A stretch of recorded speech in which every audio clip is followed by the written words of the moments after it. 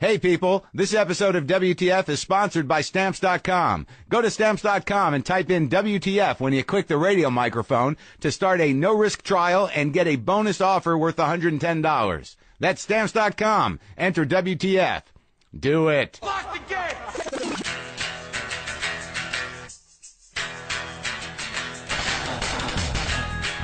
Okay, let's do this. How are you, what the fuckers, what the fuck buddies, what the fucking ears, what the fuck nicks? It's a big week, folks. It's a big week, and I got to be quite honest with you. I'm not in the studio right now as you hear this. I'm in New York City. All right, let me give you a couple of things are going on. First of all, we're doing 3 shows this week. Today is Hank Azaria, and I got to be honest with you about that. I had no idea about Hank Azaria. I had no concept of him as a person, and it was a pretty fucking enlightening conversation. But he's an intense guy. And I think, I learned a lot about him, and also he shared a lot about, things that I think it'll be somewhat enlightening to you guys. So today we got Hank. Wednesday, I'm going to put up a live show from Vancouver where Margaret Cho does a short performance piece about my cock. So if that interests you, I would listen to that show. And then Friday, Huey Lewis is going to be on. I had an opportunity to talk to Huey Lewis, and I'm like, why wouldn't I want to talk to Huey Lewis? He's fucking Huey Lewis. So, and also, I guess I can talk about myself now, can I? My book is out tomorrow. Attempting Normal is out tomorrow, and Apple's iBook store actually selected my book as their editor's choice this week, which is it's nice. They've got this enhanced version that's got 6 specially recorded audio segments with more than 35 minutes of brand new, never before heard stories and reflections of mine. I recorded it just for this. It's only on this version. And you can download it on the iBook store at itunes.com/Marc Maron book. All right? So that's exciting. That comes out tomorrow. Obviously, the show, Maron on IFC, premieres this Friday, May 3rd, at night. What time does Maron premiere? Oh, my God. Hold on. Let me Google it. Maron IFC premiere. Maron, okay, Friday, May 3rd at 10 o'clock, 9 Central. There you go. I just Googled myself. God forbid I prepare. It's my own fucking show. Am I right? Okay, so I'm in New York this week, starting, well, it would have been day before yesterday. And I got all this stuff going on. I just want to keep you abreast of what's happening. Tomorrow night is Tuesday. That would be the 30th. And I am doing the Jimmy Fallon show. And I'm very excited about that. I like Jimmy. He's a nice guy. Now, Wednesday, I'm doing the Howard Stern show, which I've never done. I've never done Howard Stern, and I got to be honest with you, I'm a little nervous. There's something about him. There's something about me. There's something about the fact that I've kind of wanted to be on his show. I've always wanted to be on the show, but I was never one of his guys. And now I'm going to do Howard Stern. And I'm nervous. I don't know what's going to happen. I don't know why I'm nervous, but I want you to know I'm nervous. I'm nervous to do Howard Stern. All right? There, it's out there. So, obviously, after this week, things are going to slow down a bit, and we'll start to see what happens. With the show, with the book, reactions. As I've said before, I'm very happy with the way it came out. The first episode of Maron, it features Dave Foley, and it features internet trolling. Dave Foley's one of my favorite guys, but internet trolling is like an anti-hobby. It's something that, occasionally you'll find me engaging in, the internet troll thing. So that's all going to happen. But I know that this has been somewhat of a plug fest the last few weeks, just with everything that's going on. I do want to tell the people of Milwaukee, if I could, that I will be out there at the Pabst Theater. What day is that, Mark? May 4th, Saturday. So come out if you're there. Also, go to my website, WTFpod.com. I got a lot of book events in May. I'm doing Powell's Books on May 12th. That's in Portland. I'm doing this big gig at the Sabin Theater with Judd Apatow moderating here in L.A. on May 15th. I'm doing the Jewish Community Center in San Francisco for Sketchfest on May 17th for the book event. I'm doing something at Six and I in D.C. on June 11th. I imagine that's a synagogue that I performed at the last time. Must be, right? Wednesday, June 12th, I will be doing the Barnes & Noble in New York, and I'm going to do a book event in Bryant Park in New York on June 13th. I'm also doing something in Boston that's not up on my calendar. But all this stuff is there for you at WTFpod.com. You come out, I'll sign the book, we'll hang out. It'll be good. All right. Where am I? All right, got Hank Azaria coming up in a second. But first, can I call, would you mind terribly if I called Amy Schumer? Let's get Amy Schumer on the phone, because I know her show is premiering on Comedy Central April 30th at 10:30, 9:30 Central. And I love Amy, and I want to check in with her to see what's going on. So let's get Amy Schumer on the phone here.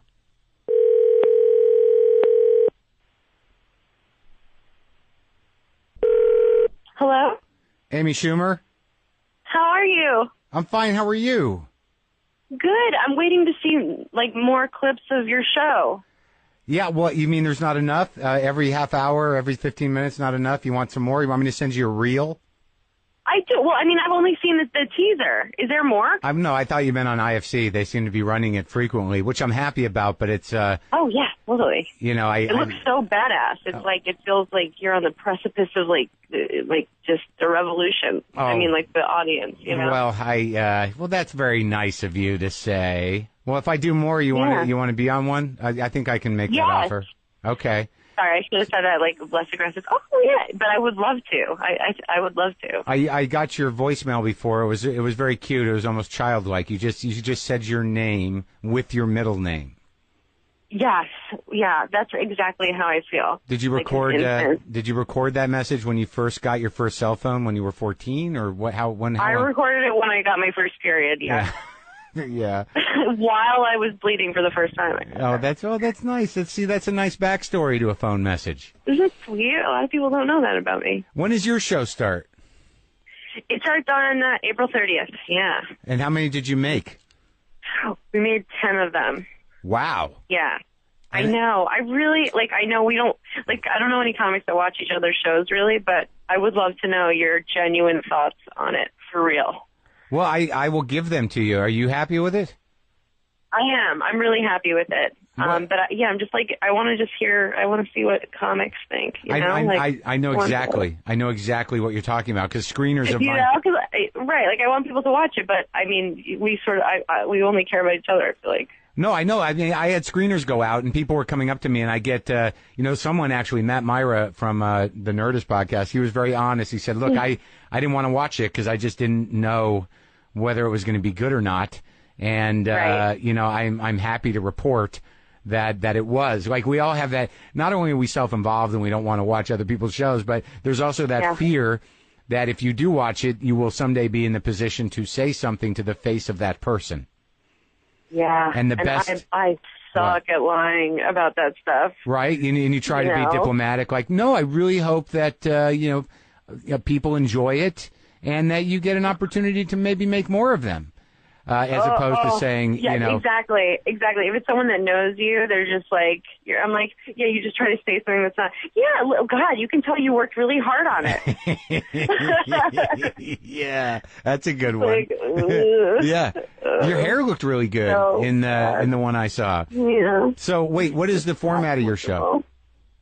It's scenes, sketches, and it's man on the street and stand up, and then every episode I interview someone of a profession, or just some person I've never gotten to talk to, like a stripper or a dominatrix or just a ballerina. I was just are you hungry? Just I feel like I'm getting more and more isolated as a comic, so it's I just don't even talk to people anymore. So we have to find people on Craigslist for me to talk to. You just went on Craigslist and said, Amy Schumer needs help? Yeah. It was will you please talk to this girl? No one wants to hang out with her. Yeah, and I talked to a guy, a Jesus camp counselor, and it's just really awkward. I made them leave all the long silences between us just staring at each other. Oh, great. I'm do you think I'm going to hell? I'm half Jewish. And he just you just did. He was just Did he say yes? He's well, you can. He said, well, you go to church, right? And I was no. And he was well, Christ is the way to heaven. I was okay. Yeah, good to know. Good to know. Well, that sounds cool. So you basically talk to people that you're curious about, and then people that do other things that you wouldn't know anything about necessarily or interested in? Yeah.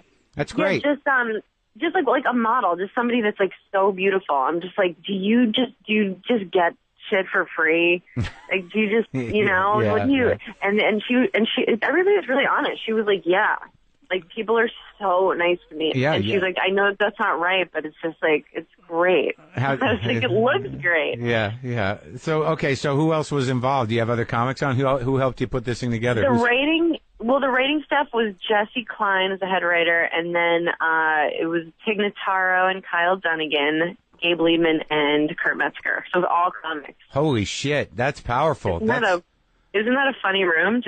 Yeah, and smart, too. Smart and funny.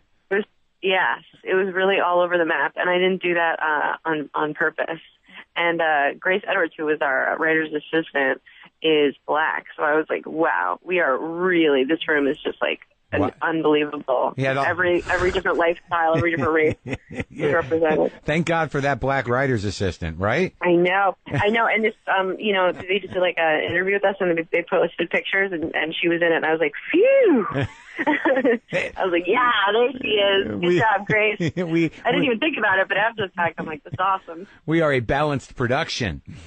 Yeah, look at us. Well, everybody's welcome in this room. Well, I'm happy for you. It sounds very exciting. Thank you. Yeah. When is your show starting? May 3rd. Damn. Are you gonna have a premiere party? I don't know. I don't know how do you. Don't know. What do you do? What do you just like? What do you go? You go to a place with a TV? Don't know. Or, I mean, I have no plan. I know. Isn't it embarrassing watching people watch you? Like, did you ever have a viewing party with friends, like to watch, like when you were on a movie or on something, and you're like, oh look, it's me, you guys. Let's eat chips and watch me. No, I have not done that. No, I've not done that, and it's very, very nerve wracking. But I feel pretty good about it. You feel good about yours? Yeah. We feel good about our shows. I do. Yeah, I do. And I'm on the road, and so at the beginning of the show, they've been showing a scene from it, and I'm just like backstage staring into the audience's eyes and souls, just like when they laugh, I'm like, okay. Thank God that worked. I'm good. Yeah. All right, so totally. It premieres on the 30th, and what night is it on? It's Tuesdays at 10:30 on Comedy. It's right after Tosh on Comedy Central. Oh, good spot. Right. So wait, where are you? Are you and Jeselnik on or off? We're off. All right, so now it's like it's for blood. It's a fight on the airwaves now. No, not at all. I think we still have genuine admiration and support for each other. And he works really hard. So I'm just kidding. Imagine I take it back to the stuff you say to people when you don't. Yeah, he works really. Yeah, well, and he works really hard, and he's out there plugging away. He's great, and we are very. We are very cool with each other. Yeah, but, you guys will get back together. Of course, I hope he dies alone. But that's not because I'm not a great person who just wants people to watch our TV show. Yeah, no, I think that it sounds like you have a lot of heart, in when you say that. All right, well, I'm happy for you. I'm happy for you, and thank you. And I will certainly watch your show so I can honestly say to your face what I think about it. Promise. I promise to watch your show. And say. You promise? No, I will promise to watch your show, and you promise to watch mine. Okay. But then we have to look each other in the face and be honest about how we thought each other's show was. Yeah, and then we can ritualistically cut ourselves together. Only if we both think the other show sucks. I know. No, but I believe in both of us. I do too, Amy. I do too. Thank you. And look, we're going to get through this together. Whether it's success or disappointment, we're going to get through it together. Together. Forever. Yay. Thanks, Amy. Bye. All right, bye. Okay, so that was Amy Schumer. So watch her show April 30th at 10:30, 9:30 Central, Comedy Central. All right, so Hank Azaria is coming up. It'll be good, but just for old time's sake and just because you know what show this is, look. You're all welcome to listen to this whole part. I like when you listen to this part of the show, but right now I'm going to talk to other small business owners out there. And if you don't own a small business, you might want to listen up too, because this will help you keep expenses down when you start one up, if that's your plan. You've heard me talk about Stamps.com before, but you should know Stamps.com makes it easy to save money and keep your business running smoothly. With Stamps.com, get official U.S. postage for any letter or package using your own computer and printer. No expensive postage meters, no hidden fees or long-term meter commitments. You'll save up to 80% compared to a meter, plus you'll never have to go to the post office again. All right? You know it. You've heard it before. But let me just tell you again. Stamps.com offers special postage discounts you can't even get at the post office. I didn't think I would use Stamps.com as much as I do, but now, quite frankly, I rely on it. Use my promo code WTF to start a no-risk trial with a $110 bonus offer that includes a scale. Don't wait, people. Go to Stamps.com before you do anything else. Click on the microphone at the top of the homepage and type in WTF. That's Stamps.com. Enter WTF. And watch the premiere of Maron this Friday, May 3rd at 10 o'clock. And buy my book tomorrow or go to the iBook store. All right, look, enough with that.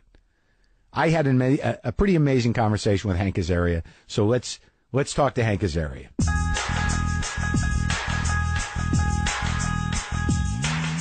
You mean you keep some shit? Oh, yeah. I mean, we've moved a lot in the last few years. Yeah.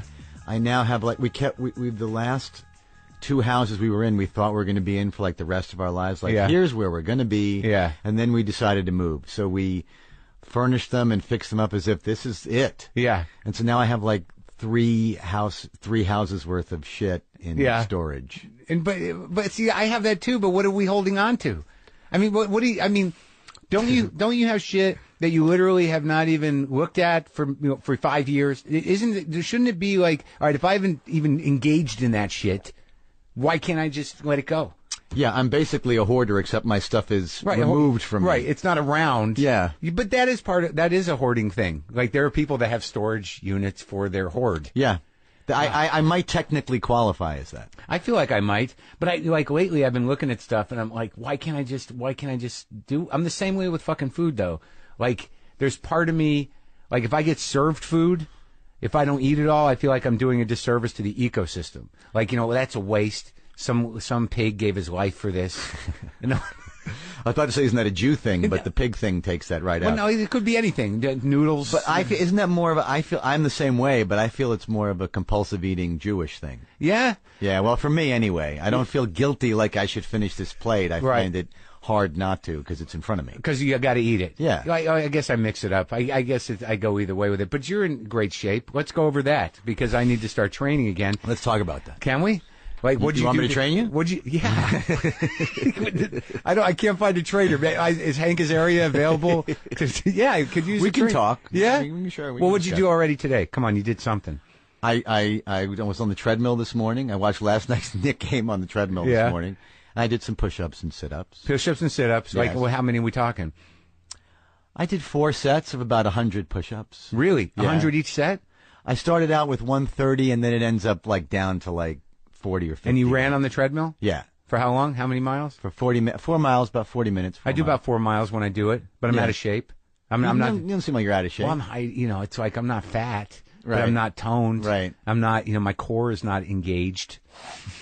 My core is drifting. Sure. Well, that's happening to all of us. Yeah, it is. All right. So the 4 miles at what? What are you doing? 8.5 minute miles or?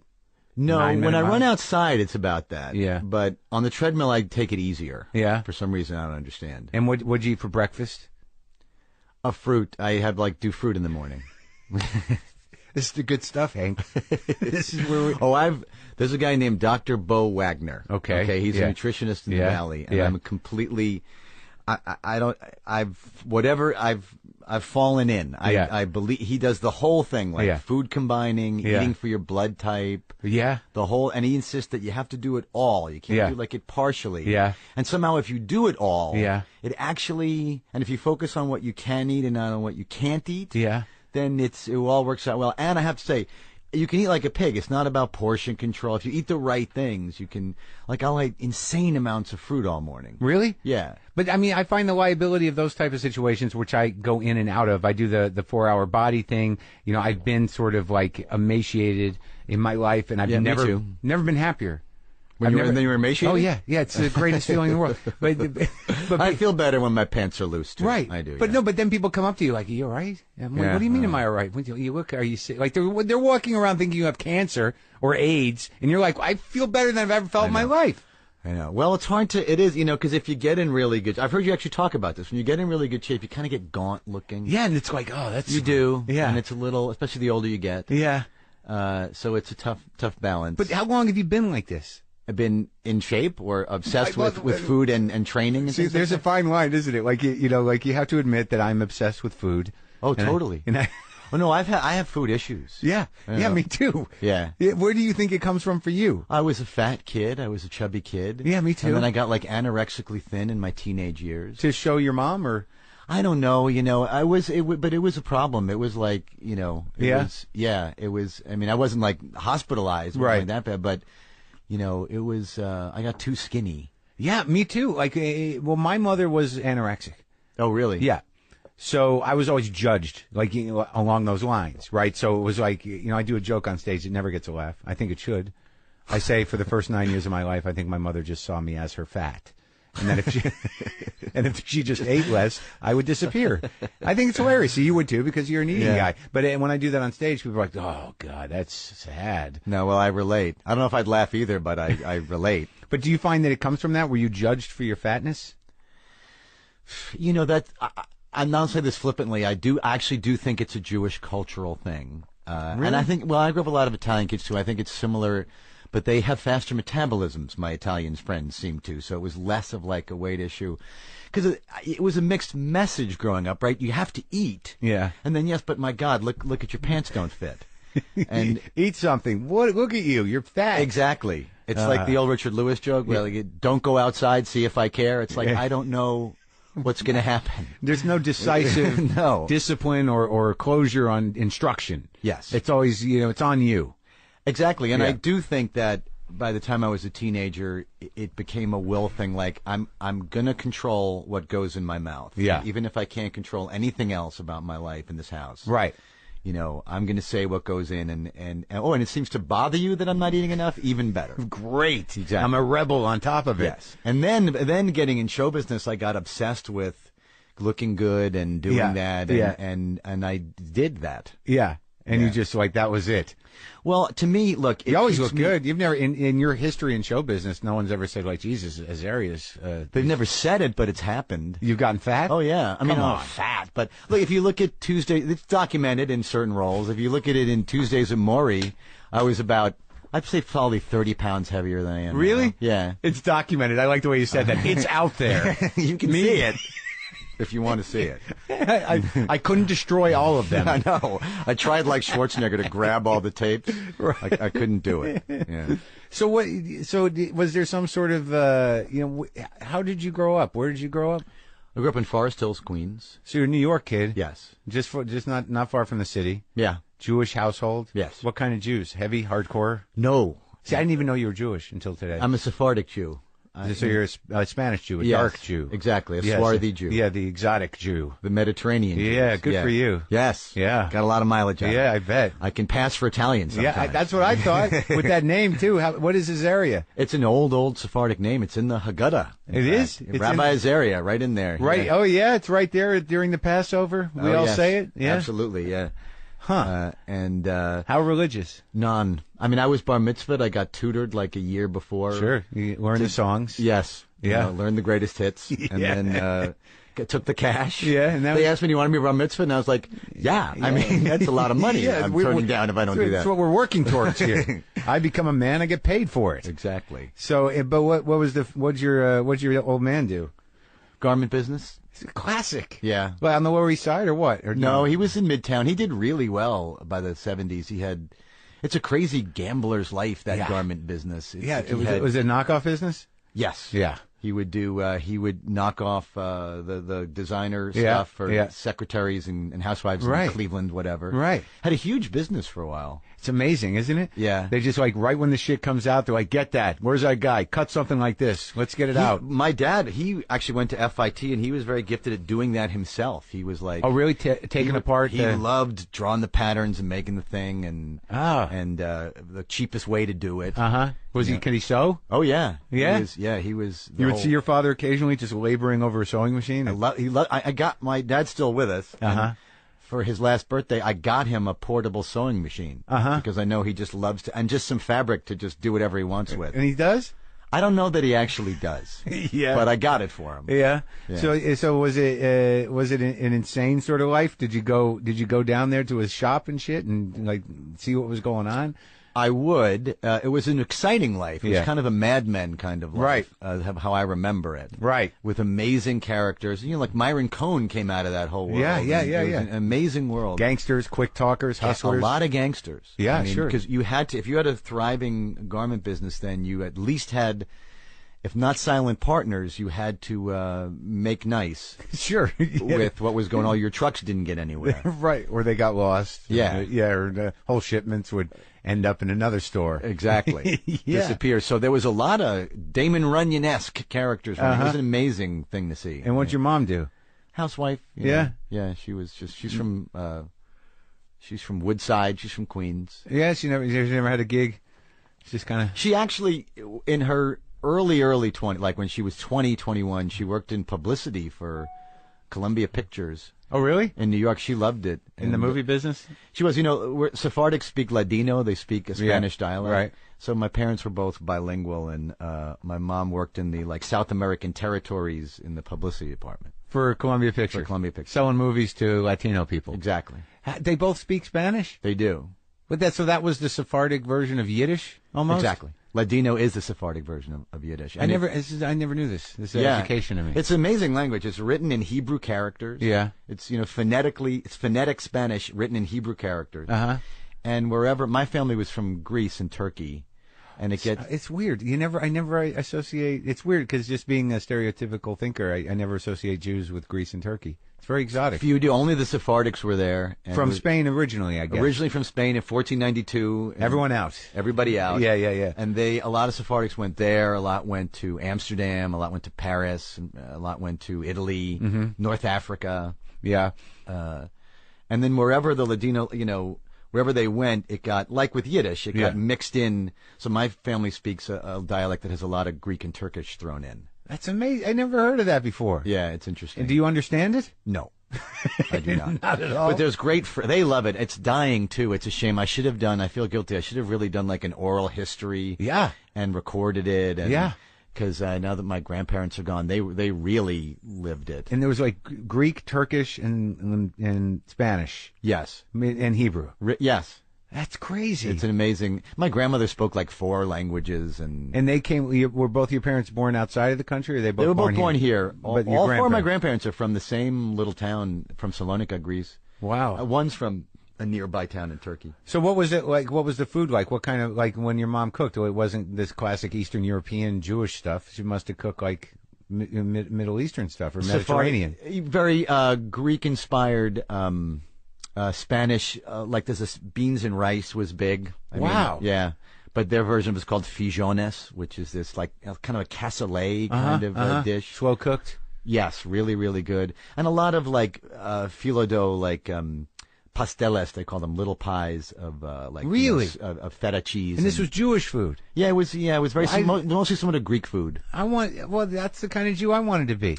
The food was better than your average like schmaltz on a piece of bread. Yeah, it was. So was there any, like, do you have brothers and sisters? 2 sisters. Really? Yeah. So was it a crazy house? Was your dad crazy? I would say that I lovingly say my family was crazy, but they were, my dad was, he was that generation of kind of stoic. We won World War II, but we're not going to mention anything about it. Oh, he didn't go, did he? He did. He was very, very young, and he packed parachutes in the Air Force. Wow. And was in the Japanese theater, the South Pacific. Oh, really? On a boat? Yeah, he was. Actually, he never left the country. Actually, he was only in for a year. Yeah. And he was getting ready to go to the South Pacific, and then got lucky and never went. Oh, that's probably is lucky. But he was that generation stoic. I barely saw him. He worked 99 hours a day. Smoke cigarettes? Oh my God! 4 packs a day. Yeah. No filters? 4 a day. No, he smoked the menthols though. Ooh. Yeah. So he was that guy. Just like, like brown stained fingers. Yeah. And out all day. And poor guy now, he's got lung cancer. And sorry. He's got emphysema and but he quit 25 years ago. But 4 packs a day. He'd have one. He'd be working at his desk. I'd go there and I'd be playing on the ground and. Yeah.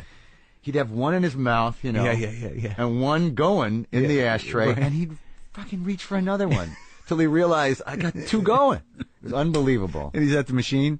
Yeah, usually his desk, or he'd go out to the floor. Uh-huh. You know, and, yeah. And he was fun to watch. Oh my God, he loved it. I got that from him. Like, do what you love. How old is he now? He's 80. He just turned 86. Oh yeah, so he made a long run. Yeah, he did. He's still at it. And does he live with you? No, they're in Miami. They're both still alive? They are, both my folks. You got some good genes, man. Yeah. They're in for the long haul. Yeah, and your mom's still all together and everything? Yeah, they really are doing well. Did you set them up down there? I didn't. They, Really? They were, they moved out, and my father actually moved the business down there years ago. They didn't retire down there. And I helped them out a little bit, but they're okay. Yeah, I always wonder about that. Like, because I know that, like, if I had, like, a lot of money, I wonder if I would just be like, it's all right, here's a house. I've done versions of that.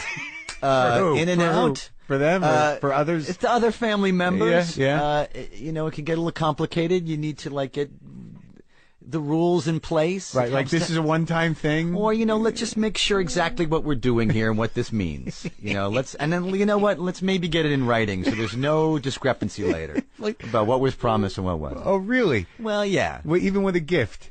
Even with a little help? Well, the problem is it depends on how you define a gift. Right. And what exactly that means. Mm-hmm. And, so, yeah, it's funny. Money can create problems you don't expect. That is for sure. Every day. Yeah. Every day. The amount of resentment and weirdness possible around even small amounts of money is profound. Yeah. I think it's at the root of, all difficulties on some level. It's hard to argue with that. Yeah. It is. But it's weird how petty it can become, too. Like, at some point, you're like, I don't have a fortune. But, all of a sudden, like, one day you're like, hey, you know what? It's just money. And the next day it's like, that's $5 that I don't have now. Yeah. Well, also, this is true. I've been really lucky. Yeah. I hit kind of the show business lottery. Yeah, you won life. Yes, with The Simpsons. Yeah. And when you make that much money. Yeah. And you start enjoying that much money. Yeah. I mean, you don't have to, go the whole route of, how, maybe some young rock stars or some young sports guys, young athletes will go with blowing it all. Yeah. But you then create a lifestyle for yourself that traps you. Right, that you have to feed. Yes. It's like it's like shoveling money into an oven. Exactly. To just run this machine that's your life. That's a lot why I downsized a few years ago. I'm like, what am I doing? This is crazy. Where were you sitting when you had that moment? How big of a situation were you involved with? I was in a big house. Were you alone? No, I was with my wife and child. Okay. But partly why I moved in, I've only been married a year.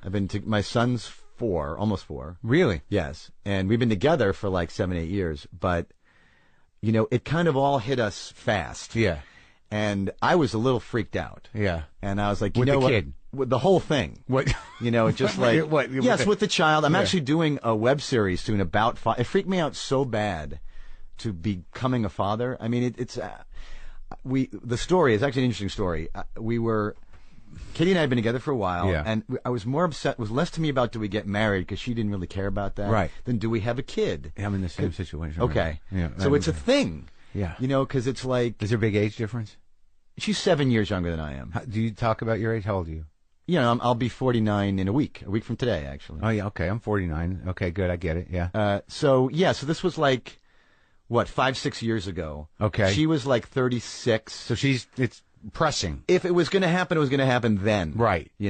And she put no pressure. She wasn't like, hey, what do we do? She was like, I don't know if I want to do this either. Okay. But I was more like, well, if we're going to do this, we should frickin' do it now. Yeah. So I got obsessed with it. And I started asking all my friends. I have a weekly poker game. I love poker. I hear about that. And I started bugging my friends, who are all dads. I'm like, what did you guys, did you want it? Is that why you got married? Because you want kids? Did it change your life? Is it worth it? And they were like, shut up. Who cares? Just have a kid or not. We don't give a shit. Do whatever you want to do. I'm the same as you. What is that? I mean, some guys don't even think twice about it. It just fucking happens. Most don't. Me, I'm like, I don't have kids. I'm 49. She wants one. And I'm like, okay, if I'm going to do it, I'm going to do it now. But my brain, I'm like, I go right from hey, let's have a baby. Oh my God, it's dead. There's nothing in between there. No, well, there's a lot in between. No, Mark. I know, but not in my brain. You know what I mean? I understand. I was like, when you say it's dead, you mean... It doesn't matter. It just goes. Your life or the baby? No, the baby. Like, I just, a panic, like, it's like, how do I, what if I don't, I mean, like, there's a lot of selfish thoughts that go on. Like, people have kids, they deal with kids, they adapt to them. We're animals, we're designed to deal with it. She's going to take care of it. It's not all on me. If you have you just have to, this is what I'm doing. What I'm doing in front of you right now is what I do. Whereas I should, and she's upset because I want you to be excited about it. I'm like, I'm fucking freaked out about it. I should send you. Well, here's what happened to us. Okay. I should send you my little. Cause we actually started shooting a documentary film about it. About your panic? Yes, because my poker buddy said, what I said, look, if Katie walked in and said she were pregnant, yeah, the only thing I'm qualified in life to do is prepare for a role. That's all I know how to do. So what I would do is follow you morons around. Yeah. What I do when I get a role. Yeah. Is I'm playing a baker. I go down and look at a baker, what he does for a while.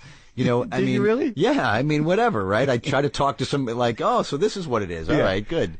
And so I follow dads around and say, oh, this is, okay, I get it. Yeah. And my buddy said, that would be a decent documentary. Let's just do that. And we started doing that. I started shooting this kind of angst-ridden, because I don't like kids particularly either. You don't? I do not. What do you feel when you're around them exactly? Look, I feel the same. I'm sure you relate to this. I feel the same way about children that I feel about most people. Yeah. Because most of them are fucking annoying. So they're good for a little while, maybe a couple hours. And then just because they're children. George Carlin was very big on this. Just because they're kids doesn't make them wonderful. Yeah, right. They're people, and like a lot of people, they can be pains in the ass. Sure. So, and I was very nervous around them and didn't feel like I could relate to them very well. I felt much too selfish as a human being to give to a child. Well, that's it with me too. And I think that's important. That moment where you realize, like, hey, I got my own thing going on here.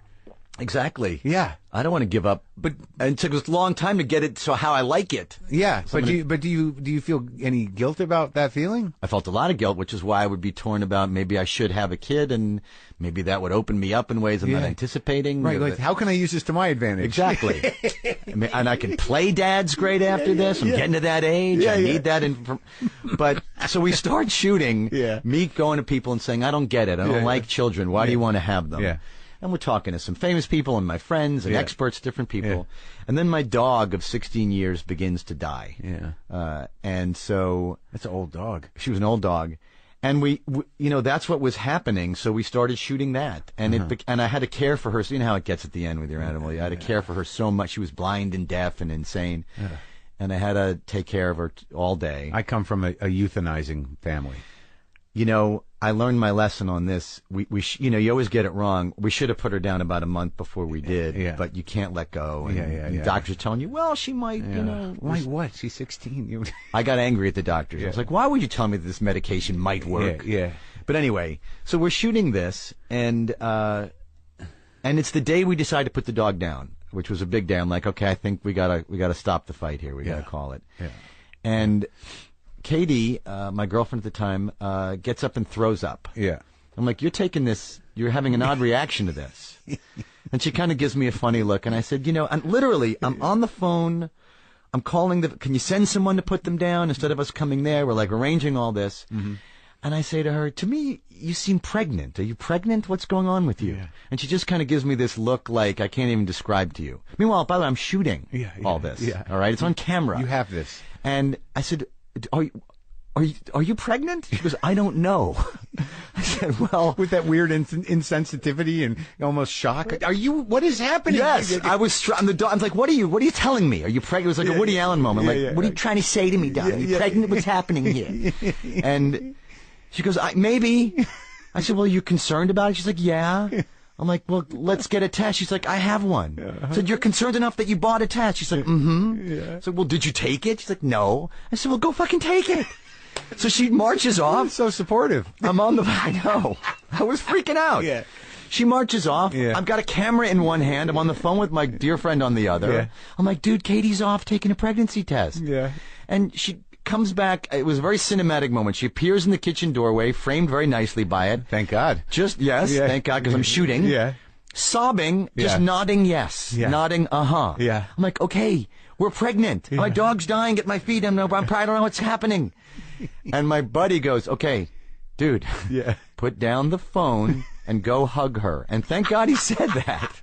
I swear to you, I wouldn't have done it. Oh, Oh, my God. I would have just been like, what the fuck is happening? Yeah. And I'll tell you this, and I did, and we're shooting this whole thing. And in that moment, I had a real, you can't fake this or know what's going to happen. I had a genuine burst of joy. I was like, in your heart. Yes, I just was happy that she was going to carry my child. We were going to do this. And listen, I've gotten a couple other women pregnant in the past, and I did not have that moment of joy, or I was scared I would. This is going to ruin my life. Yes, that was the reaction. Yeah. So I took it like, well, this is probably a good sign, and we hugged, and then the documentary changed into, we are actually having a baby. Oh my God, what do we do? And then now it's morphed into, it's going to become a web series. But outside of that, that's a profound thing. Like, because that moment of joy was something you could never anticipate, and was completely antithetical than how your head was working or how you thought you were wired. Totally. And this wasn't even with the kid having here. That must have been a pretty good moment. You must have felt like a fucking person. I did. And, I ran into a friend of mine who said, who I knew a long time ago. We ran into her, now we have kids. And she said, it's like, it's amazing the kid thing, isn't it? Yeah. He said, you become a human being. Mm-hmm. And to an extent, I actually do believe that's true. I believe it too. And I intellectually know it. I know it, because, my fears around it are more like, I'm going to be, 70 when the kid's 20. But, if I make it that long. And that's a selfish trajectory too. But like I see guys, and you know them too. They're in our world. Yeah. Who are childless. And there is something, they're great guys, and they are who they are. But there's a selfishness there that is kind of infantile. Yeah, and I understand it as a choice and everything, but I do acknowledge that whether it's their choice not to have kids or not, they don't have them, and they're peculiar. Yeah, I think you're your weird uncle at best at that point. Right, it kind of. Yeah. So outside of the documentary, well, then the kid came 10 weeks early, and so my whole thing was, is this worth it? What do you do? How do you take care of it? Well, yes. But you're a guy, you got money for miles, so that's out of it's not a worry. No. Which is like, in my mind, that's my only worry, outside of dying. It's a genuine concern. Right, but you don't have that one, but there's still these other problems. But even still, I still thought about it. Don't underestimate my selfishness, because I had plans for that money, you know what I mean? Like what? Like what? What? I don't know. You just want to be free to do what you... let's put it this way. And this is going to sound a little obnoxious, but it's true. Before I had a wife and a child, I didn't really think about, I could never outspend myself. You know what I mean? It wasn't like I was that lucky with the money that it wasn't like a concern. I would, do what I wanted to do. Sure, I know that it all fell in the realm. It was okay. And then there became, with a family and a child and feeding them too, and houses and educations and all kinds of things. You're like, wow. It became way, and then, the housing bubble and the economy, all of a sudden I got like sacked out of field goal range, if you will, financially. So I'm like, well, I actually think about this. Yeah. And the whole point of, once that kid's born, what I didn't realize was that you're just, and especially with a preemie who has to be in the hospital for 7 weeks. He came early? 2.5. He was only 2.5 pounds when he was born. How many months in when he came out? What? He was 10 weeks early. So wow. Very scary. Early, very scary. Yeah. And thank God he's fine now. But you get so grateful that they're okay. And your first thought is, oh my God, is he going to be all right? And honestly, your second thought is a selfish one. Is like, am I going to be all right? Like, am I going to be okay? God forbid if he's a special needs kid or what happens. But you had them in the right order. You should, reward yourself. I did. No, I did. And I must say it's true. I first thought of him like, oh my God, what is he going to go through? Yeah. And listen, people go through all kinds of things. But that must have surprised you. It did. And that's part of the whole journey of this. And then you do realize that just for them to be okay, you'll take it. You'll do whatever you need to do in exchange for them being all right. Right. And in a sense, it is, for me anyway, a selfish, egotistical, narcissistic actor. It was the only thing that really, I can say that he's first, genuinely in my heart, Yeah, I can't say about anything else. But that's amazing. Yeah. Because you didn't anticipate that. No. No. That's beautiful. And he's okay. Mm-hmm. He's growing and everything's good. He's fine. They have little, he's got little issues. They're no big deal. Like when they're preemies, they have like vestibular issues. He still has a little bit, like that he'll grow out of. What's that? Like in an elevator, the motion of it will make him. Well, I'll have to hold hands because it gets him. His inner ear is not.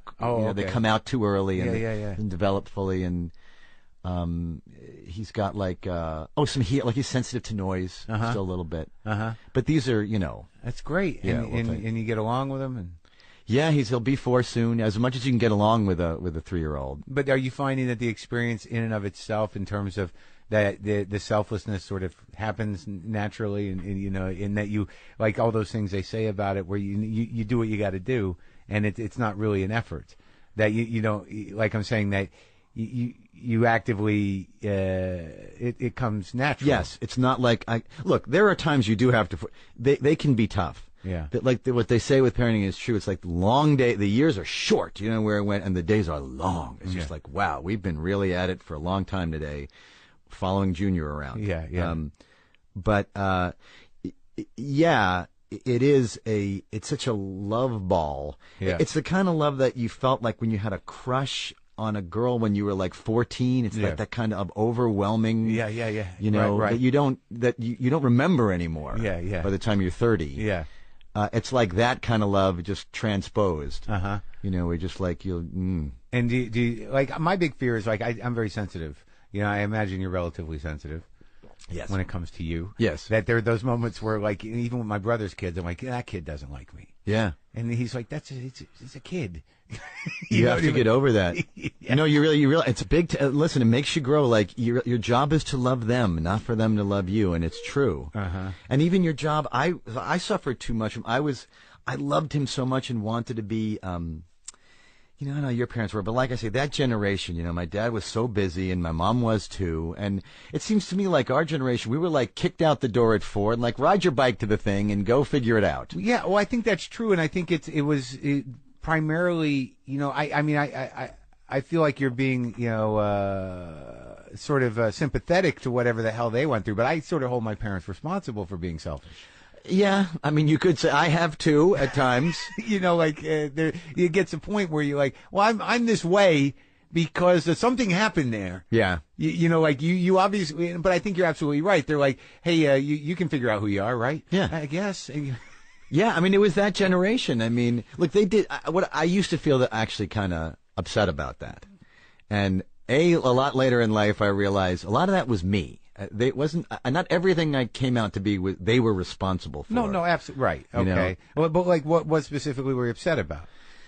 Well, I didn't love that. It was tough for me to get my dad's attention too much growing up. You know, and he was so. I mean, work really did come first. You know, and he was providing for us, and that was the roles. Well, that's why they always got captured as a hero. Your father is out making money for us. Exactly. You can't have anything against that man. Exactly. You're eating. Exactly. Food on the table. Exactly. So what do you want? So you eat your feelings. Brat. Exactly. Exactly. Stuff them down.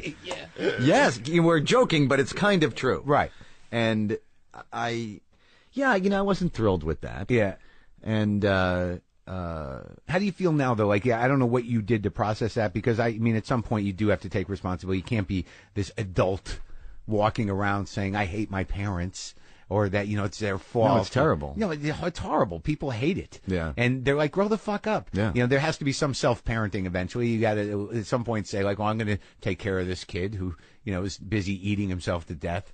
But, but I mean, now that you still have your parents with you, and as do I. Yeah. What does shit still get triggered? Because, like, I can sit with my father and I can accept my father's insanity and know that he's completely selfish and doesn't behave really any differently. Mm-hmm. And I think what the point is, like, at some point you can't expect them to. No, the window's closed. Exactly. They're not going to play ball with you now. Exactly. Look, I've done a lot to get over this because it troubled me a lot, and therapy helped, and having somebody to whine about it, too, helped a lot. As opposed to friends who literally, I mean, I have amazing shrink. Yeah. I don't see him too much anymore, but he talks like this. He's a New York guy. He sounds like Mickey Rourke in the early days. Yeah. And he was this kind of guy. Yeah. I would be in there whining about this very stuff, and he would literally go, he'd listen to me about 20 minutes and go, yeah, all right, shut the fuck up. Your problem is you're a fucking baby. That's what he sounds like. What? He's like, yeah, well, this didn't happen. I didn't get this. This is all shit that if I told you it happened to somebody else, you wouldn't give a shit. But because it's to you, it's like a fucking crime. Yeah, everybody had this shit. Grow the fuck up. And it was like the best thing I ever got told. What's this guy's number? He's amazing. Phil Stutz, I can say his name. Yeah. He just wrote a book about this stuff. And, is the book called Shut the Fuck Up? Essentially. No, it's called The Tools. It gives you tools to like get you to work with this shit. And specifically this stuff. Narcissistic grown men. Yes, he specializes in people in show business and that specific kind of narcissism. Yeah.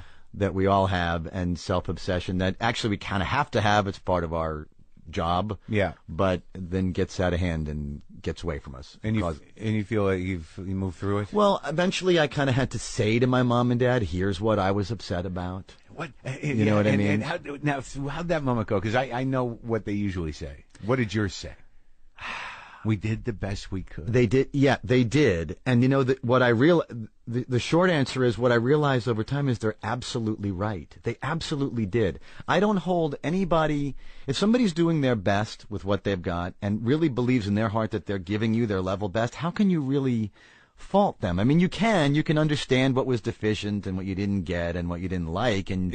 But it's hard to hold a grudge against somebody who really was doing. I mean, that's what I'm doing. My son, right, is my best. But you're self-aware, and you bring a complete emotional vocabulary of your own struggle with this stuff. Yes, and I hope to parent him reflecting that. Look, that generation won World War II. I don't think we could have. Yeah, but I don't think we could have. Is that yours? That's hilarious. Yes, that is mine. But we're better parents, Yeah, okay. We're better in that way. Yeah. And because we have an understanding of all this, and we can't hold that over our kid. Like we won World War II. That's what we did. You cut us some slack. We're free because of us. Yes, you're not dead or speaking German. Exactly. Yeah. And it didn't. My father it was kind of amazing. I went to him and I said, Dad, I kind of have a lot of resentment because you weren't there a lot, when I was growing up. And, I missed you, Yeah. And he took it all and listened to me. Yeah. And he just went, yes, I was. And that was it. It pretty much. And you've got to eat that. Yeah, what do you do with that? You've done okay. Yeah. Said my piece. Yeah. Your piece is yes, I was. Well, my dad will actually bring up memories of me that I'm surprised he has. I don't know if yours does that, where you think they're not there, but then he'll say, like, what about that time you were with that girl and you were crying, and how the fuck did you, I don't know how you remembered that. No, you're lucky. Oh, yeah. No, I don't have too many of those. And your mom, too? I mean, my mom kind of took it all in as well, and then that gets a little more aggressively that went a little bit more the realm of, so I guess everything wrong with you is my fault. Oh, there you go. Yeah. And in the end, look, I'm glad I said it once, and it was useful because then I can stop with it already. Yeah. I've said my piece, and now, and look, and I love them, and we have a great relationship now, and I can give to them, and they're in their later years now, so it gets easier then too, because a lot of some of the rougher edges get smoothed off. At least for my parents, they get tempered by time. Very much. When you see time just crushing your parents, yeah, you gotta. You're not going to sit there and go, so who's winning now? Who's winning? I'm winning. Exactly. If I say you were in there, you were in there. Okay. Yeah. What are you going to do, little man? Exactly. You want your medicine? Exactly. So, yeah, but, I said it. I said my piece. They said theirs, and then we can all live happily. Did you feel like, because I'm finding lately that, because of, we share these issues that, like, for a long time, I didn't get a sense, like, it sounds like your mother, despite, whatever guilt was going on, was at least nurturing on some level. Like, yeah. Because with my parents, I feel like they're just these freaks that I grew up with. that seemed to have problems. Oh, really? Were they not attentive at all as parents? Well, no, they were, but they were panic attentive. They were like, it wasn't like, you're a separate thing. You're like, if something happens to you, I don't know what I'm going to do. It was like, sort of like what you were talking about when your fears of kids. There was a selfishness there that I think they were primarily concerned because they didn't want to deal with the aggravation of something happening to me. There was some of that, too. I think, and again, I don't mean to, excuse my parents or anything, but I think it's very generational. I don't know any parents back then who weren't like that to some extent. Certainly all my friends. Yeah, and it was also that sort of weird first initial rise of the middle class. Like your dad was the first generation to really make a good living and be able to move out to Queens and do whatever, right? It was all about that. Yeah. It was like if we're doing that, we're providing you the Ozzie and Harriet model. What more do you want? Yep. And wanting more is really whining. So, what's okay? So, tell me about this moment. I'm curious about this moment where you're like, we got to downsize. I mean, what were you sitting in that moment? Like, so you got the kid and you got the wife, and you're like, all right, maybe we don't need the palace. I mean, what was? Well, to be honest, a lot of the motivation for getting the huge house was I was so freaked out by all of a sudden living with because we weren't even living together when we got pregnant. But you've been married before. I mean, I was married before, and that was a year. Oh, okay. Well, we were together for a long time, only a year. You and Helen were. Yes. Yeah. And, that didn't go particularly well. Yeah. And so I was a little phobic about marriage, too. I wasn't too excited to jump back in there. I had been, kicked in the nuts, kind of. So I was a little freaked out by the whole thing. You know? And so you were heartbroken at the end of that one? Very much. I mean, yes, I left, but I was heartbroken. Yeah, it's a horrible feeling that you never feel like it's going to go away. Terrible. I've had it. I've only been married once, but I've had that heartbreak 4 or 5 times in my life, and it's fucking horrible. Because especially when you're as self-involved as we are, it really there's no way to process it. And and the weirdest thing, I don't know if you realize this, but it does fade. You know what I mean? But when you're in it, you're like, oh God. It does, but especially when you're young, you don't know it's going to. No. And you do a lot of bad things not knowing that if you just sit with it, it'll be all right eventually. Yeah. Make them cry, hurt them as much as possible, go fuck their friends. There's a lot of things you can...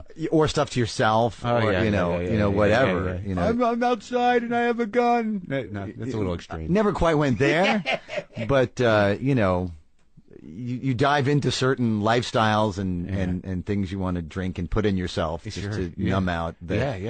For extended periods of time. You did that? You had the dark times? Oh, for sure. And they were fun, too. Yeah. What was your thing?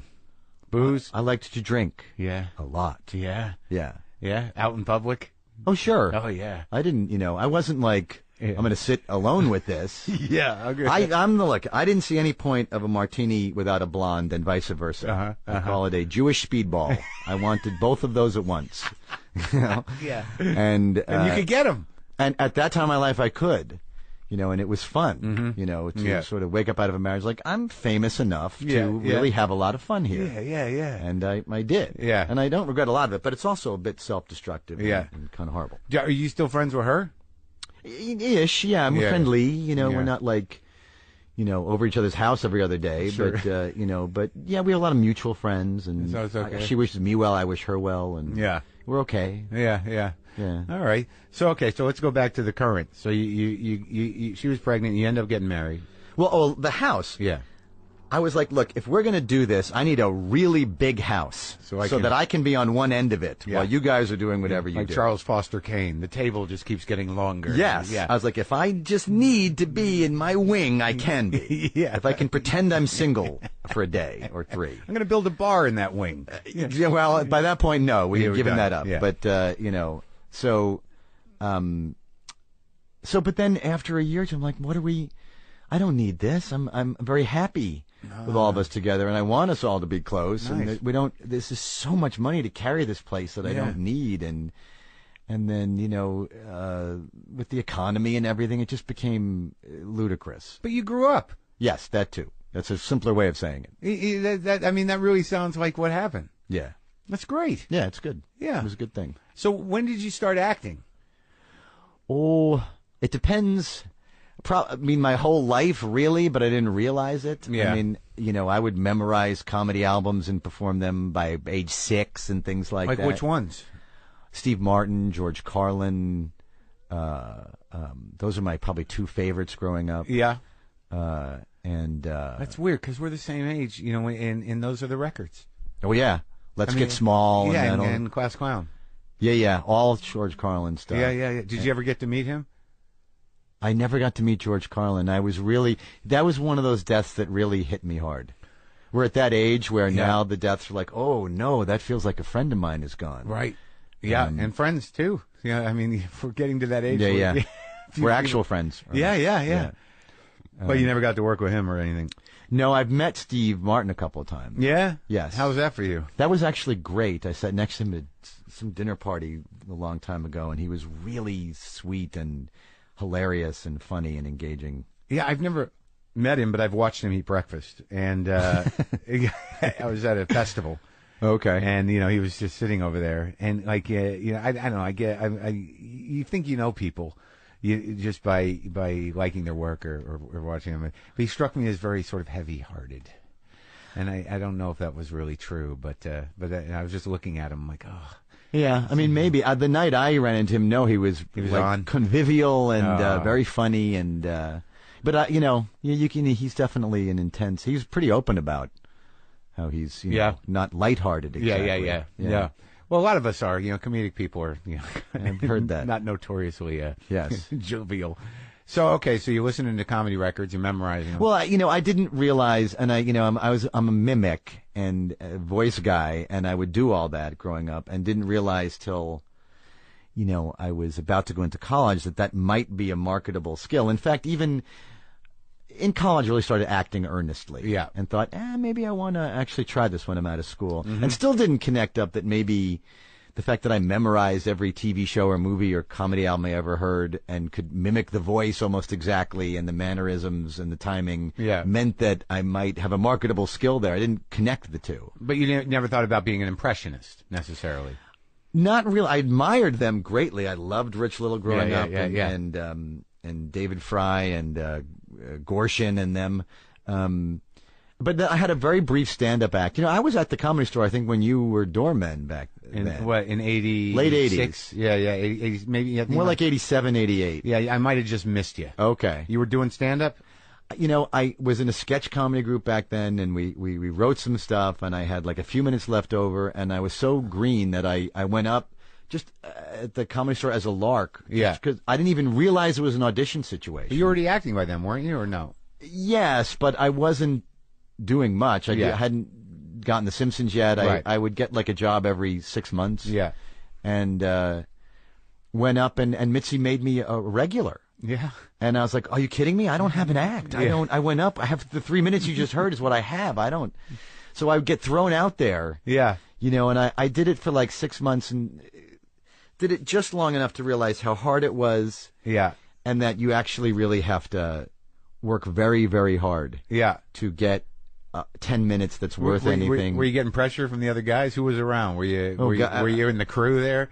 No, I was completely out. Pauly Shore was then just becoming huge then. And Dice was pretty big already. Yes. Yeah. And back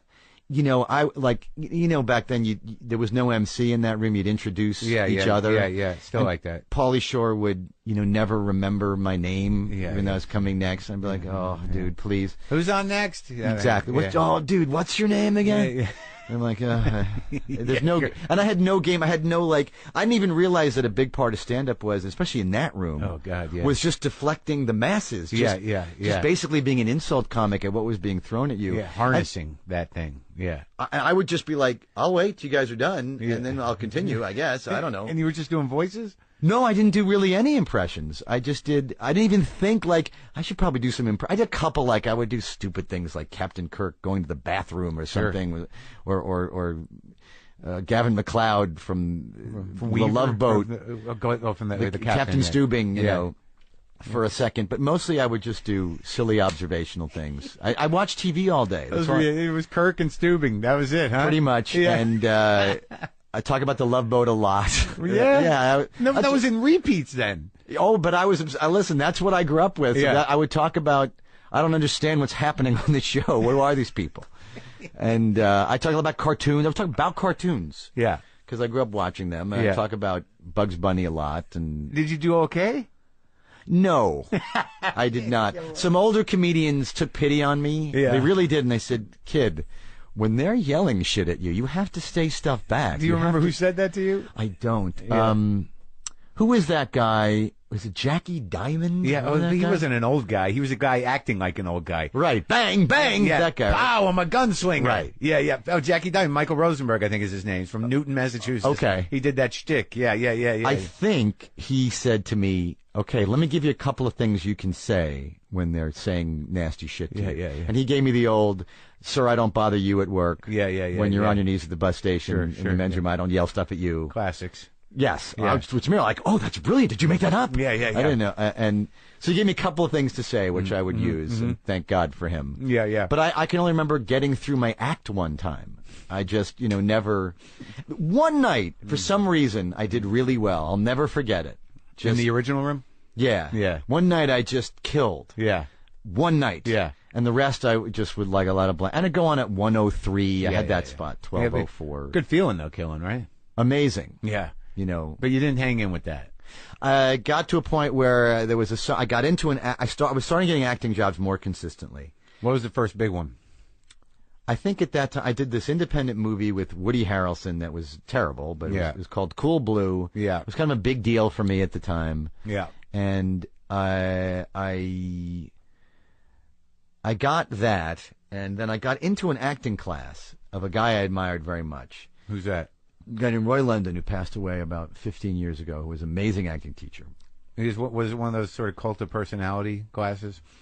Meaning what? Well, I mean, like a lot of the prominent acting teachers, like have their system and they're known for something, and they have a very tight group of people that believe in their system. And I say proudly no. That's good. He was incredibly selfless, loved to teach, never let it be filmed or become anything bigger than what it was, and had a lot of big people in there early in their careers. Like who? Like Brad Pitt and Gina Davis and Jeff Goldblum and Gary Shandling. And I think I heard about. I think Gary talked about this guy. He would actually, I think, directed some. Like Gary would use him. Like he'd bounce everything off him, script wise. Right. Like, is it authentic? Is it coming from a place of need and reality and blah blah blah? Oh, really? Yes. And that was his trip. That was things he could speak to. Very much. Roy was what he. I came in there a guy who was working already and was good with voices and shtick. And he did, for 5 years there, he never let me never let me do a character or a voice. He's like, you have to be you up there. Mm-hmm. You have to. To me, I wanted to be an actor to be not myself. Yeah. And to my tremendous chagrin, discovered in order to be a really good actor, you have to actually display yourself to people in one way or another. Yeah. And I was profoundly uncomfortable doing that. And it took Roy years to kind of help nurture me through coax it out of you. Yeah, being okay doing that. And how would he do that? It was, I had this crazy thing as an actor where, first of all, I'd have to be myself. I couldn't be a character or whatever. Right. I have to just play something close to myself and not gussy it up with a voice or whatever. And then I'd do this thing where I'd be kind of going along okay for 3 or 4 lines in the scene. And then I'd kind of hear myself like a line reading sounded tinny, or I feel like I wasn't authentic enough in that moment, and I would shut down.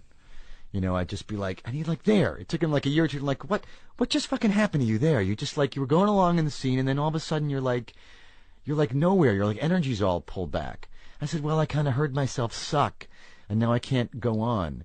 And it just, I'm not going to bore you with the details of how we worked through that, but it took him a while to sort of Well, that's an interesting moment because in that moment you were basically you're going, you idiot. Yes. And what's wrong with you? Right. You can't do this. Right. Huh. That is what it was. Right. So you're that hard on yourself, almost immediately. Yes. Huh. And I can only say that it's recently that in the last few years that I've gotten over that kind of perfectionism to the point where you beat yourself up and can't enjoy what you're doing. Yeah. I've done whole movies that I didn't enjoy because I was just so overwhelmed with, I'm screwing this up or it's not going to be good enough. But have you figured out where that comes from for yourself? It's to bring it full circle. It's directly related to things like eating disorders and anorexia. And well, I know the control thing is, but perfectionism. But where did that come from? I mean, what kind? I'm no therapist, and I was awfully hard on myself, and I still am, and I know that there are control issues at hand. but something must come from some. We get something out of it, and I'm not sure what the hell it is.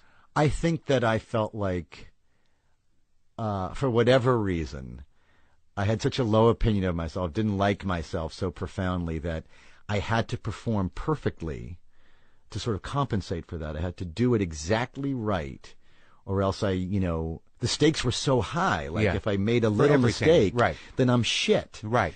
So, and that got so bad, like that I couldn't audition anymore. I'd like get paralyzed. And this guy, Phil Stutz, this fucking guy, he made me realize that what I'm afraid of in these auditions isn't so much being judged by other people, but the number I'm going to do on myself afterwards. I'm afraid of how much I'm going to mentally beat myself up for days. Did you do it before, too, though? I mean, like, leading into it, were you like, oh, I'm going to suck. This is going to fucking... Oh, yes. It's the worst, man. And, like, I don't... Like, somehow some of that shit is dissipated for me, but, I mean, it's draining. Right? I mean, it's just exhausting. It's horrible. It's miserable. No, I had to actively really, like, work on not doing that anymore. Yeah. And when I kind of got a hold of that, that's when... a lot of my behaviors got better too, and I got happier. It's like kind of all, and was capable of like being a father and things like that. I'm just wondering, like, even for myself, like like, why the hell did we have such a low self opinion? And it must have something to do with the fact, like you were saying, that our parents were like, all right, you're 4, take care of yourself. So if you had no cap on it, if you didn't have someone saying you're good, that's good for you. You shouldn't do that. You're doing a good job at that. Maybe that's not a good idea. Like that guidance. If you're left at a young age to just sort of decide, who you are, how are you going to win that? Agreed. And believe me, I blame my parents for some of it, but like I said earlier, the older I get, the more I believe, I think I was that waiting to happen. I really do. Especially, something when you have a child. Yeah. And you see that they kind of are who they are coming out. And we can help a lot. Yeah. By how we handle it and what we do. And good parenting. And being attentive, but not overly, and all the things. Right.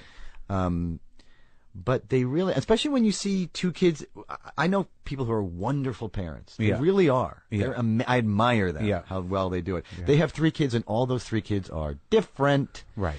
And one has this low self-esteem and another one doesn't. And so which are they bad parents for? Right, okay. Yeah. Who the hell knows, right? Who knows? Yeah. And so I'm very aware, especially later in life, and I feel like I owe my parents this. And it's partly what makes me feel quite warm towards them, is that, stuff I might have blamed them for. It might have been me. I was a tough one. I was a tough little nut to crack there. Yeah.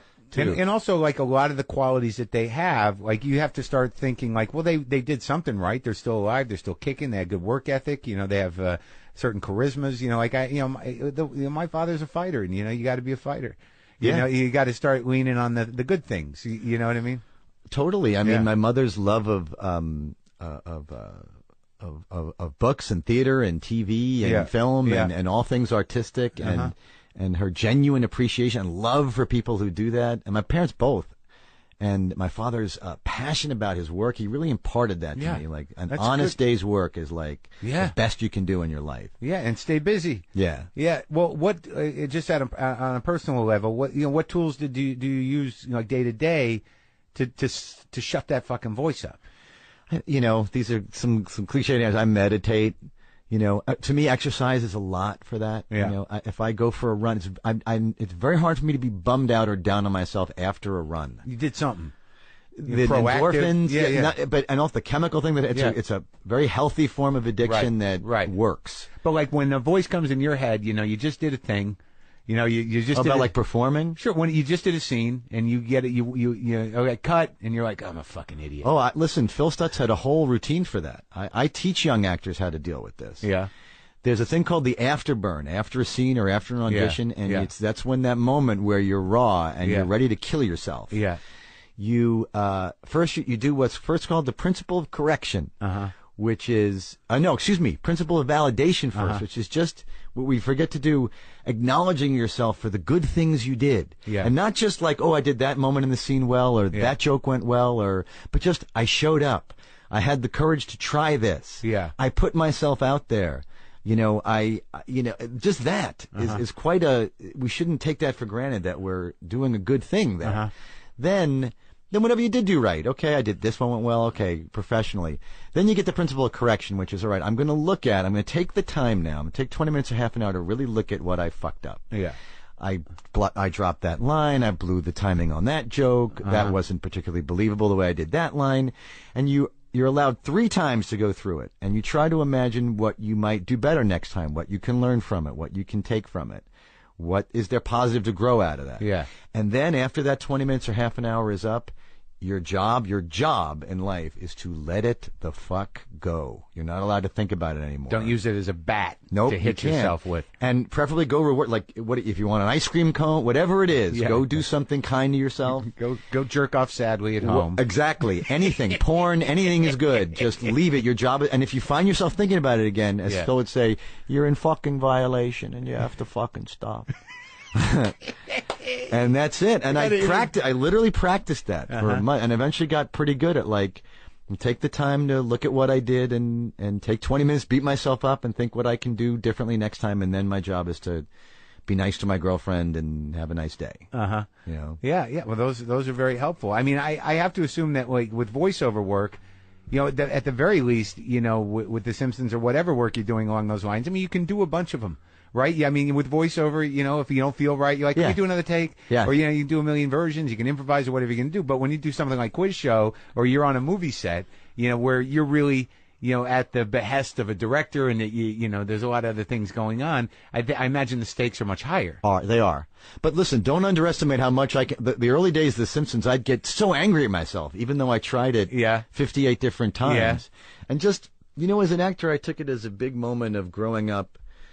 Once I had the courage to just try it a bunch of different ways, you get sort of fearfully locked into, this is the one right way to do the scene. And I used to really get obsessively locked into, I got to keep trying to get that perfect take, as opposed to, no take's going to be perfect. Let me try it this way this time and that way that time. Well, I guess as a control freak, you know, on some level, you know, being able to, you know, create characters that repeat themselves, that at least with the voice. Yes. You know, that's the guy. You know, once you identify, you know, the character or the voice, you know, I imagine with all the Simpson characters, you're like, well, that's in place. Right. You know, like that voice, he's that guy. So that must be satisfying. That is. But then you got to, you know, each week's a new script. You got to make it work in a new way. Right. You know, so yes, I felt comfortable that the character existed. Yeah. And that I could, you know, recreate it faithfully, if that's the voice, whatever it is. but you know, man, it took me a long time to some of it might be just old age. You just get tired of fighting yourself. Can you name all your Simpson characters? I don't think so. I can name, like, the top 10, I guess. You know, but I've done, like, there's too many to name. Yeah. And how did that relationship start? I mean, I feel like, I'm sure you've covered this stuff a million times in a million different outlets, but I mean, how did... You want to talk about it? I'm happy to talk about it. But I mean, it's a fascinating thing for me because, like, I'm like, one of my big I hate myself things is that, like, I've got speech impediments that are just, I can't fix them. Oh yeah? Yeah, I have a rolling L. You know, S's are very difficult for me. Oh, kind of a liquid L? Yeah, because I do it for my throat. Yeah. La la la. I go la la la la. I always thought that sounded cool, by the way. I did. Yeah, it's not really an L. It's more of a kind of a W-ish kind of. Well, yeah. No, it's an L. My son can't say L. He can't? No, he says quasi and yeah, I'm close to that. I'm a little bit. He'll get it. But like, I'm very insecure about my voice. But you seem to have this amazing instrument with it. Is it just innate, or did you work at it? Both. I was definitely born with the ability, like with plastic vocal cords or whatever, to mimic. My friends lovingly refer to me as the freakish mimic. Yeah. And I can pretty much copy a lot of people. Yeah. Closely. Can you do me? I don't think so. All right, that's all right. No, okay. Your voice is kind of too close to my. I could if I like took a week or two. Yeah, I probably could work. But something. When you do a characterization of it, do you find that there is a natural, almost satirizing going on when you do other people's voices? Like when you do impressions, I mean, to do one perfectly. Like this is the difference between, like, say, a Phil Hartman and a Daryl Hammond. Like, you know, Daryl Hammond does it almost perfectly, whereas Phil seems to tweak it somehow, right, and add a caricature element to it. Yes, to make it funny. And is that innate? Or is that an instinct, or is that a choice? That's an interesting. I've actually never been asked that before. It's an interesting question. I think some of both, and I think it depends on the case. I think some voices I do, I'm trying to do as direct as impression as I can, right? And some I'm sort of heightening for effect. And then often, look, like I've talked about this stuff a lot. Most of my Simpsons voices are just bad impressions of other people, either celebrities or people I knew, right? But you do a bad impression of someone, that's a lovely original character voice, right? So. Chief Wiggum, who talks like this, that's a pretty bad Edward G. Robinson. Yeah. It's kind of a ish Edward G. Robinson. Yeah. But it's a funny character voice. But it's also different enough. Like, I would not identify that as Edward G. Robinson because, you watch a lot of those Warner Brothers cartoons where a guy's doing Edward G. Robinson because he was a cultural icon. Right. Yours is sort of like a few removed. Well, also, it's so now old that it's new. Right. And I get away with a lot lot because now I'm old, so it... Right, so no one remembers the source. Professor Frank, of course, is just the nutty professor, Joe. Yeah. But no one knows that anymore. Right, but there's a little more gravel to it. Because it's coming out through me. Right. So instead of, if I had to actually play the nutty professor, I'd probably spend about a month polishing it to get it exactly... where it needs to go. But for The Simpsons, I don't need to. It's just a character voice. I mean, Woody Allen used to talk about how he thought early in his career he was doing a direct Bob Hope impression. That's how he felt. He was doing this coward, not right now, that kind of thing. And he thought he was going to get busted on it. He was amazed that all the reviews weren't like, who is this asshole who's doing Bob Hope? But it's coming out through a Woody Allen filter, which is completely its own thing. Yeah. So a lot of my voices are like that. Oh, okay. Well, that makes sense. So like constructing voices and working within voices, I mean, that's much different than, having to take all this work that you did with London and in being authentic and approaching, acting roles. No, but paradoxically or ironically or whatever, Lee, it made my Simpson stuff, I think, much better. Because I wasn't just, even though those characters began as just kind of funny voices I was doing, I think they deepened into being comedically funnier when I would invest myself. I remember Mark changed my brain going, instead of like thinking about how it'd be funny to deliver this line, I'm going to imagine myself in this circumstance. Like, how would I deal with it? And that was more important than how Chief Wiggum would say it. Yeah. You know what I mean? And then, okay, so you brought a lot of emotional information. That started filling things out. Like, I couldn't have done like the funnier stuff I've done like in the Birdcage or Quiz Show unless I had studied with Roy. Yeah. Well, that's amazing. So now you've won a few Emmys. Yeah. You've won a lot of life. You're doing good. But by many standards, yes. Yeah. And what are you still hungry for in terms of what would make you happy at this point professionally? I'm very ambitious and would love to be able to be at the all the TV shows that I've done have pretty much failed immediately. I would have loved if one of them could have hit. What was the one I just used with you did with my friend Al, the last one, free agent? Yeah. Now, okay, so this is something that this is something that I don't have a lot of experience with because I don't work in television that much, and my show is going to be on. This is the first thing I've ever done that's going to happen next month. I saw your pilot, by the way. You did? I did. It was very good. Oh, thanks. I really enjoyed it. The one with Dave Foley?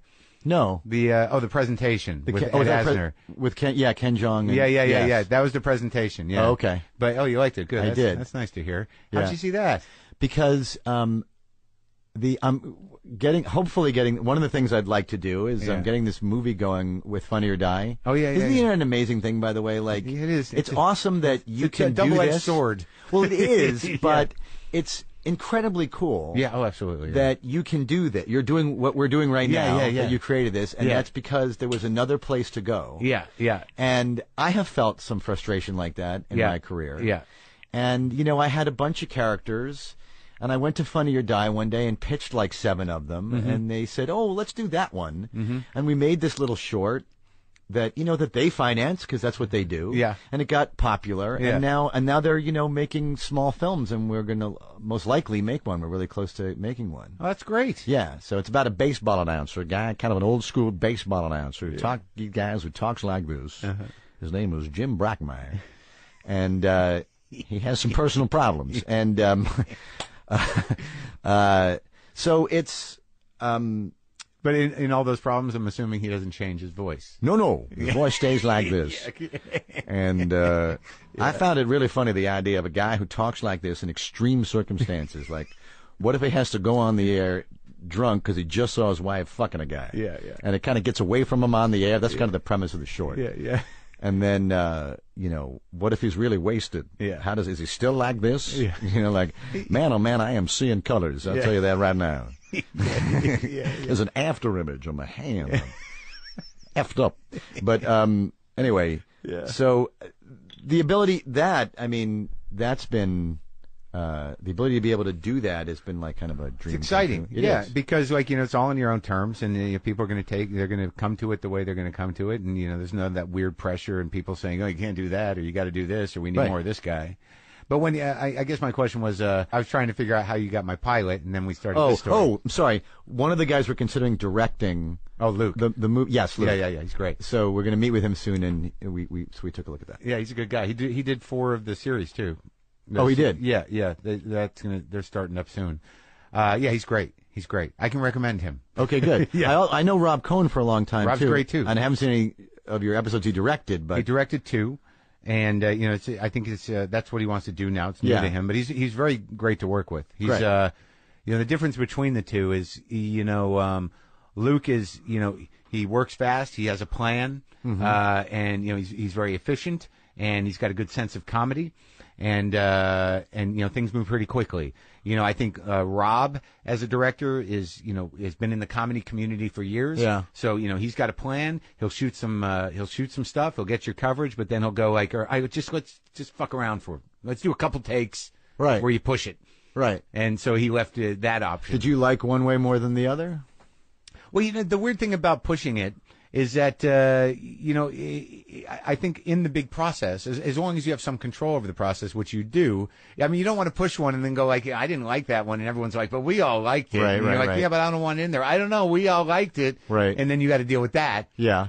So it's really up to, how much. Are these really, are they sort of loosely scripted or very specifically No, they're scripted. Yeah. And you pretty much stick to them? Yeah. Are you writing them, I assume? Yeah, they're all based on my life and what it is now. There's a podcast element in it, and all the stories are sort of pulled from my life. But we there were 4 of us, and we did script them. Okay. Some of the the people playing themselves, like Ken did. There's one of those in every episode. Those are a little looser, but the stories were pretty scripted. Yeah. Okay. It was my first time really acting, so it was kind of. Oh, is that right? Yeah. Oh, okay. In any real way. Right. I've been in a couple of things here and there, but I had to show up and be me. For that. Right. Yeah, that was kind of interesting. It's weird, isn't it? Well, yeah, because I'm not a trained guy, but I can be present. Right. I'm not like I do have that ability. I wouldn't have known that you hadn't acted a lot. You did. Oh, really? Yeah, you did very well. Well, thank you. I think it's about being present, right? Yeah. A lot of it. Yes, which is hard to do. Right. Either you have that ability or you don't. Yeah. And I think I did. I don't know. We'll see what happens. Yeah. But like what I was going to ask you though, in dealing with something like the last series. Free Agents. Free Agents, it was called. Now, it was your idea, your show? No. Oh, there was a casting. Yeah, they came to me, and I liked it. I really liked John Enbaum, the guy who was going to be running it. Yeah. And he did a great. You ever see a show called Party Down? Oh, yeah. He did that, all of those shows, and I really liked that show. Yeah. I liked his voice a lot. So, in retrospect, what do you see? How did something like that fall apart or lose its way? Look, most of the other shows that I had that failed, I was kind of glad by the time they failed because I felt like we didn't really get it. Which ones are you talking about? A show that I did that I think was called Imagine That for NBC like 10 years ago. A show way, like, I don't know, almost 20 years ago called If Not For You, this little romantic comedy thing for CBS. Right. By the time, I felt so like... Huff did all right, though, right? Well, Huff I was proud of and glad of. And that was your show? No, again, I had a lot. I did produce it and had a lot to say about it. But again, they came to me but it gets really hard. I don't know if you've experienced this. I don't know if you've gone down this road, but when you work with a writer, right, and you're trying to sort out, tone and agree on what it should be, it can be rough. Right. And I've had a lot of tough experiences with that. With the creators. Yes, even when it's come out well. Right. You know, it's still like, certainly on Huff, Bob Lowry and I, we really had a hard time with each other. We sorted it out, but it was, it's tough, man. It's both your babies. Right. And you're like, and who's gonna. Right. But that show I liked and was kind of sad when it stopped, although it was so hard to make, Huff. It was like heart-wrenching and gut-wrenching and a lot of hours. And it's hard to be that bummed especially when you have the Simpsons job. Yeah. Where you're like, you can just go kind of kid around for 2 hours and they pay you a lot of money. Yeah, But Free Agents, it was hard work. But I thought we were doing. I thought that was good. I think they made a mistake pulling that show so quickly. Well, a lot of times they don't give, like, you had a lot of talent down there. Yeah. And a lot of comedy talent. And I think, like, an ensemble either has to, you got to give it time to everyone get their rhythms. Yeah. And pop it, or sometimes they just don't give it that time. They don't, and for whatever political or logistical reason, I mean, our ratings weren't good, but no ratings are good on NBC right now. What the hell? How do you judge ratings in a media landscape where a 2 is great? Exactly, a 2 is amazing, right? Oh, we got the numbers now, by the way, that we got then. We'd be considered almost a hit. Yeah, even in 1 year later, 2 years later. I can't imagine the heartbreak. See, I think that's one of the reasons why I avoided. Even getting involved in that machine. I've always been sort of, a definitive kind of personality.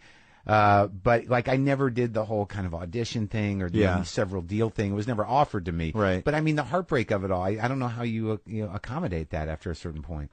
My little cute spiel about how you deal with auditions. Sure, same thing. To me, I had to approach it in a sort of programmatic, I'm going to, like, approach this like a Jedi exercise that's going to take frickin' practice and take a no and build from there and take what I can. And, it's just like, or else you go bananas. Yeah. You just go nuts. Yeah, you just turn into a cynical, bitter, weird. Yeah. Which, listen, I can go down that road still. Yeah. Easily. I have days where that side wins. You should just make that a character.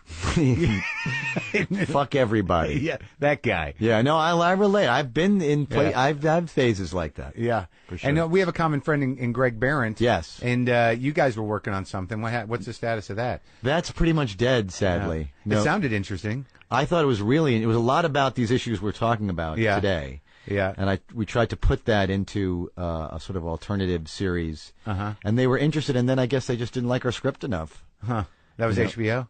It was who does Breaking Bad? Oh, AMC. AMC. Uh-huh. It was at AMC. And what was the setting? It was like a Seth MacFarlane type guy. Yeah. Who I would play. Yeah. Who's got this hugely successful cartoon show and these characters in it, who wakes up one day. He's got a book due. He's going to write a coffee table book about the show. Because he's such a control freak, hasn't farmed it out, and he's got a week to go before the deadline. Right. And he has been sober for a long time, and he has dental work that night. Takes a bunch of Vicodin, and sort of at white heat, kind of gets to writing the coffee table book, which is a blurb about each character. And, but this whole, instead he writes this crazy manifesto and kind of vomits out whatever every character really means to them, and him, and who they are in his life, like, whatever, I forget the names of the characters we had, but Ozzy the Octopus is my mom, and here's why, and Eddie the Anchor is my dad, and here's why. And writes this whole crazy, tell-all basically about his life as seen through who these characters are, and then has to sort of, and his editor's like, "What's the matter with you? I can't publish this." Right. And also, if I did, what are you going to do? You're going to just out everyone in your life who you love, and you're going to let the book just hit them like a tsunami. You're going to go tell them what you really think of all them. Yeah. So he wants the book to come out, so he has to go to each person in his life and tell them, look, a book's coming out, and here's kind of what I really think of you. Here's why you're this character. Yeah. And that was it. That's the premise. Was there animated elements? Yes, there'd be like a minute or two of animation a week where you see the character in action from the show. Yeah. And then you kind of see him dealing with. Oh, that sounds great. It was interesting. Yeah. They just didn't want to risk it, or? I think they just ultimately didn't like what we did with it. It wasn't their cup of tea in the end. We took some notes from them, and then we delivered something back, and they were like, "Yeah, we don't think you guys cracked it." Yeah. Yeah. That's a horrible moment. It was Greg, and I felt bad because Greg, I work with Jerry Stahl on it too, and he's a good friend of mine. They gave me we worked for a long time on this thing. Yeah. And they really gave me a lot of time, and then to just have it kind of go, nope. I know. I felt worse for them. Yeah, Jerry's a machine, man. He'll fucking churn. He did. Churn, like, you get, like, here's the idea, and like, you'll get like 50 pages from Jerry. You're like, what? Oh my God. Yeah. Yeah, he was amazing. Well, it's good to talk to you. You too. You My feel pleasure. good about it all? I feel good. I think we covered a lot. Yeah. I think we helped you a lot. I feel that Did we help you at all? Yes, I got a lot off my chest. It was. You're saying you feel? Was I too self-involved? Did I make it too much about me? I thought it was good. No, I was just kidding. Oh, that was a completely frivolous comment. Yeah. Now I'm going to walk out of here going, what the fuck did he? No. Well, thanks for doing it, and good luck with the kid. Oh, thank you. And everything else. It sounds like you're doing well. Yeah, I'm pretty happy. All right.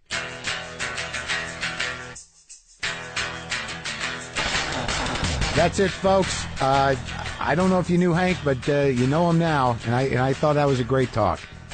Let's recap. Go to WTFpod.com. Check in with all my upcoming book events in May. Please watch my show, Maron. Premieres this Friday, May 3rd at 10 o'clock and on IFC. Pick up the book. I'll be in Milwaukee at the Pabst Theater on May 4th. That'll be a good show. And I can quite honestly tell you that you can count on me getting back to my normal sort of slightly aggravated, self-critical self shortly. I feel that upon us. I feel it might be coming back. So you can look forward to that. And also look forward to 3 shows this week. On Wednesday, the Live from Vancouver show. And on Friday, I'll be back here with Huey Lewis. Stern, Wednesday.